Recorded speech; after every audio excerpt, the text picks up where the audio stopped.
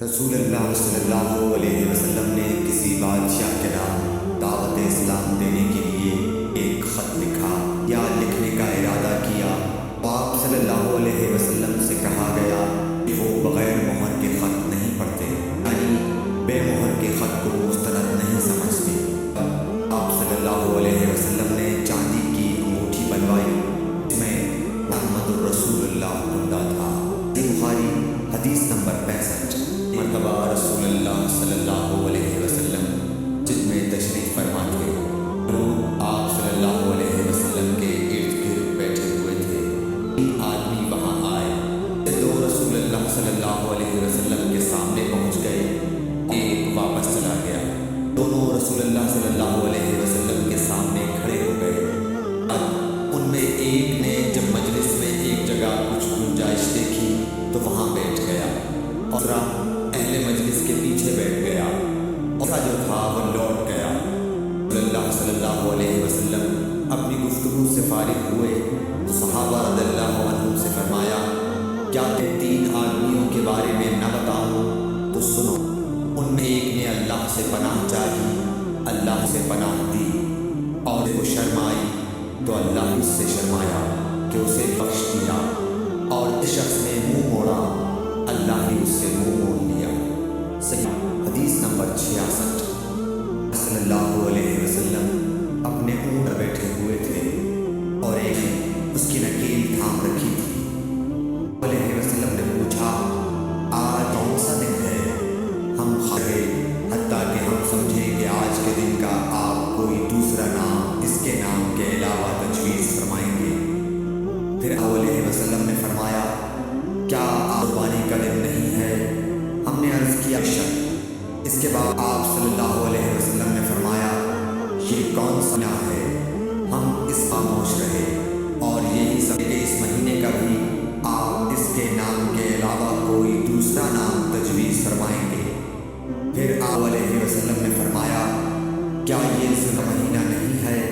ہم نے عرض کیا شک۔ آپ صلی اللہ علیہ وسلم نے فرمایا، تو یقیناً تم جانے اور تمہارے مال اور تمہاری آبرو تمہارے درمیان اسی طرح حرام ہے جس طرح آج ان کی حرمت تمہارے اس مہینے اور اس شہر میں ہے۔ بس حاضر سے چاہیے کہ غائب کو یہ بات پہنچا دے، کیونکہ ایسا ہے کہ جو شخص یہاں موجود ہے وہ ایسے شخص کو یہ خبر پہنچائے جو اس سے زیادہ یاد رکھنے والا ہو۔ صحیح بخاری حدیث نمبر 67۔ رسول اللہ علیہ وسلم نے ہمیں نصیحت فرمانے کے لیے کچھ دن مقرر کیے تھے، اس ڈر سے کہ کبھی دخاطر نہ ہو جائیں۔ صحیح بخاری حدیث نمبر 68۔ آلہ وسلم نے فرمایا، آسانی کرو اور سختی نہ کرو، اور خوش کرو اور نفرت نہ دلاؤ۔ صحیح بخاری حدیث نمبر 69۔ عبداللہ ہر جمعرات کے دن وہ واعظ سنایا کرتے تھے۔ ایک آدمی نے، اے ابو عبد الرحمن، میں چاہتا ہوں کہ تم ہمیں ہر روز واعظ سنایا کرو۔ انہوں نے فرمایا، سن لو کہ مجھے اس میں کوئی چیز مانے ہے تو یہ کہ میں یہ بات بس نہیں کرتا کہ کہیں تم تنگ نہ ہو جاؤ، اور میں واعظ میں تمہارے کا وقت تلاش کیا کرتا ہوں، جیسا کہ رسول صلی اللہ علیہ وسلم اس خیال سے کہ ہم کبھی خاطر نہ ہو جائیں واعظ کے لیے ہمارے اوقات فرصت کا خیال رکھتے تھے۔ صحیح بخاری 70۔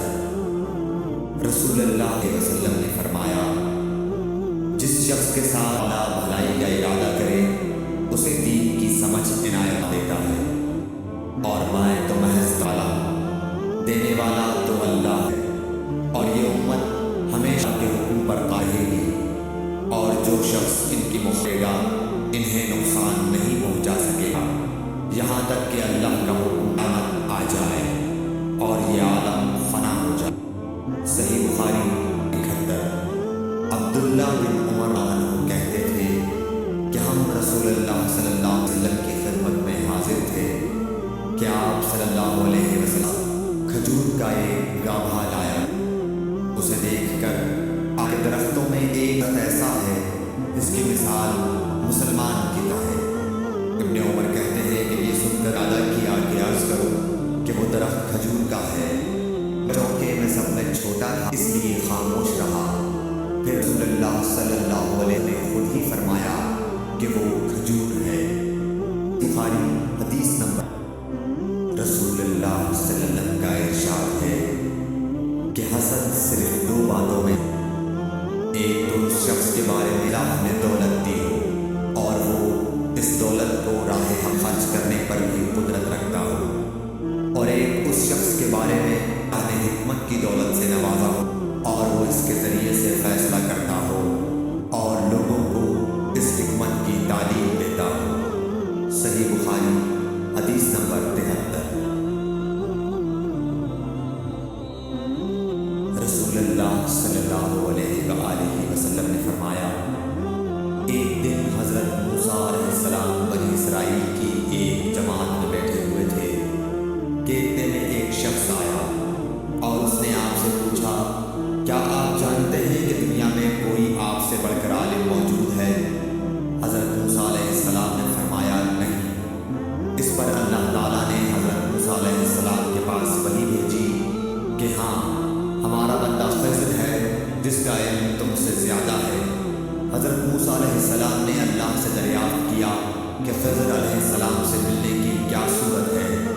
اللہ تعالیٰ نے ایک مچھلی کو ان سے ملاقات کی علامت قرار دیا اور ان سے کہہ دیا کہ جب تم اس مچھلی کو گم کر دو تو واپس لوٹ جاؤ، تب خضر سے تمہاری ملاقات ہوگی۔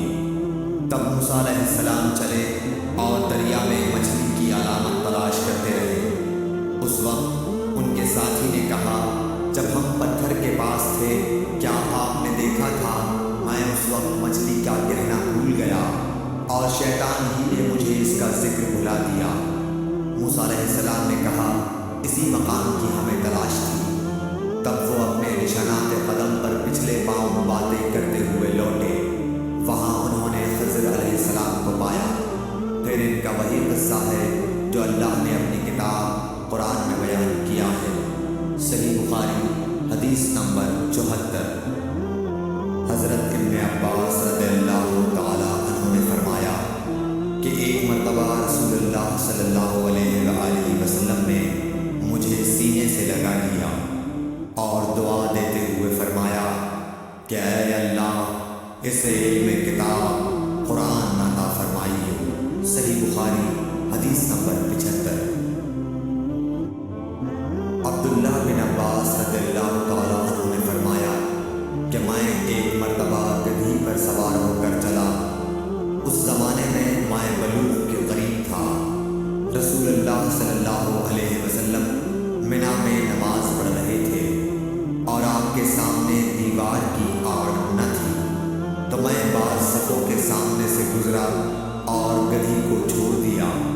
وہ چرنے لگی جبکہ میں صف میں شامل ہو گیا، مگر کسی نے مجھے اس بات پر ٹوکا نہیں۔ صحیح بخاری حدیث نمبر 6۔